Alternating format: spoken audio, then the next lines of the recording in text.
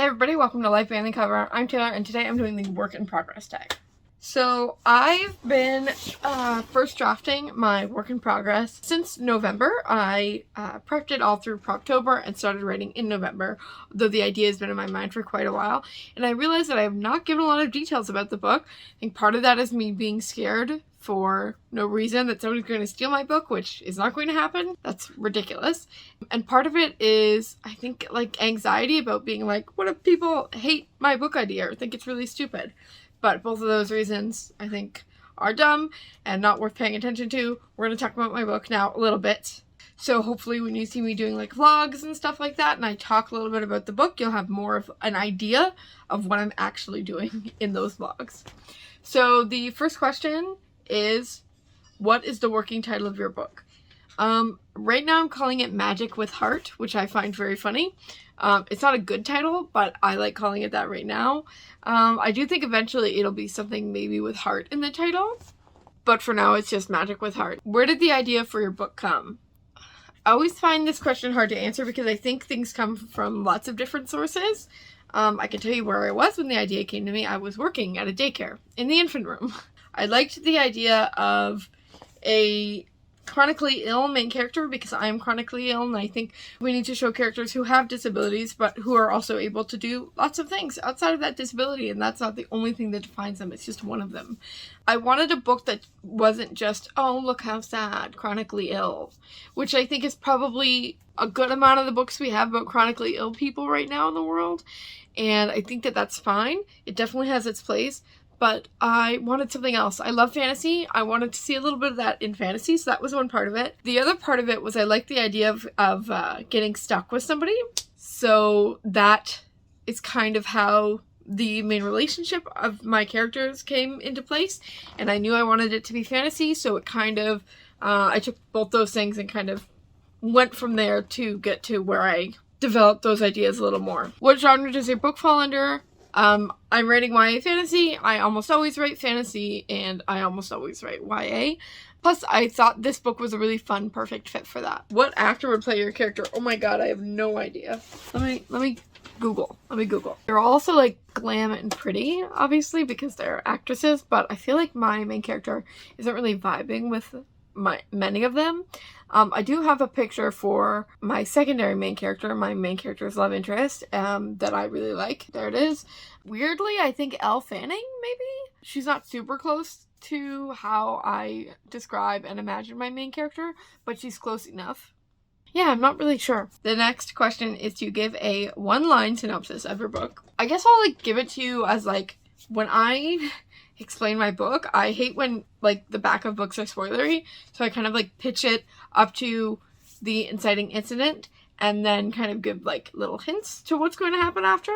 So I guess I'll try to do that. I haven't written a synopsis or like a pitch or anything like that, so I'm not sure. This isn't going to be one sentence, is it? No. My main character, Ridley, has been sick through her teenage years with a congenital heart problem, and we start the book with her getting a heart transplant after waiting many years. But the heart transplant brings a heart, but it also brings the ghost of the heart's previous owner. Yeah, it does. So Allie, the ghost, pulls my sick main character, who is like just a few months out from recovering from heart surgery, into a magical realm with some political corruption and a competition of some type. I'm not explaining it right. Let me try to write a quick synopsis.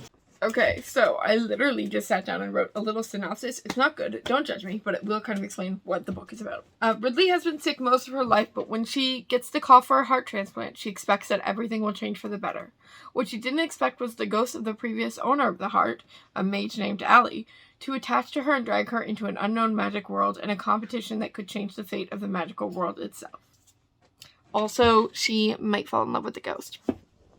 That was more than one sentence, but hopefully you understand a little bit more about the book now, although I only really give you hints of what's happening in the greater story. The next question is, how long did it take to write the first draft? I'm still in it. In time of actual writing, it's probably been a month and I'm about 30k words into it. In real time, I've spent November, December, January, February, March, like a few months in between of not doing any writing because of my car accident, but maybe I will do something about how long it actually took me to write it once I'm done writing the first draft. Who or what inspired this book? I don't think it's fair to say nothing inspired this book because that's a lie. I get inspiration from kind of everywhere, movies, books, things like that.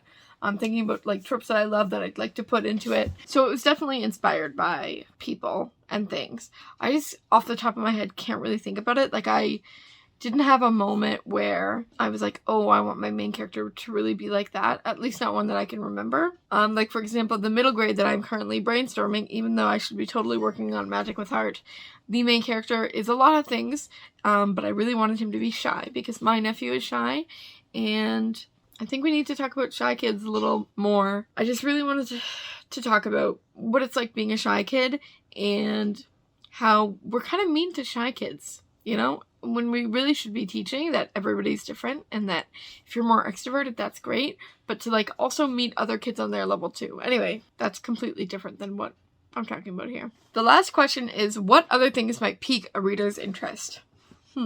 There's a female-female romance. I know that bitches love that. I'm bitches. It's a very diverse cast. There is people from literally every continent. That's part of the main plot. It takes place in Antarctica. I think that that's really fun. I don't know if anybody else does, but I do. There may be a penguin appearance at one point. The world building is somewhat based on stars, constellations, the sun, things like that. There's 7 magical houses. There's 6.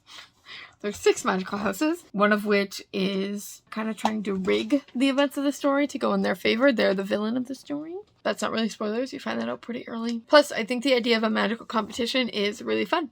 And so if that's something you'd enjoy, this book might be interesting to you. I'm just editing this right now, and I forgot to say this, and I can't believe I forgot to say this because this to me is one of the funnest parts of the book. My main character is a big anime and manga fan, so she sees a lot of the world in those terms because she's been so sheltered and she really has only stayed at home and watched a bunch of TV and read a bunch of books. So, you know, she finds out she is magical. That's also not a spoiler. And she's like, oh, I'm a magical girl now.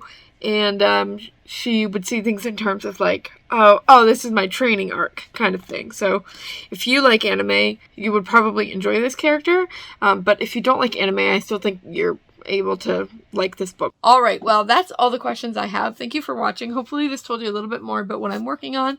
I want to try to be, if not fully transparent, a little more transparent about my writing, because I think when I'm vlogging and I'm talking about it a little bit, you're gonna have some idea on what I'm working on. So if you like this video, give it a thumbs up. If you like book and writing content, you can go ahead and subscribe. Thanks for watching.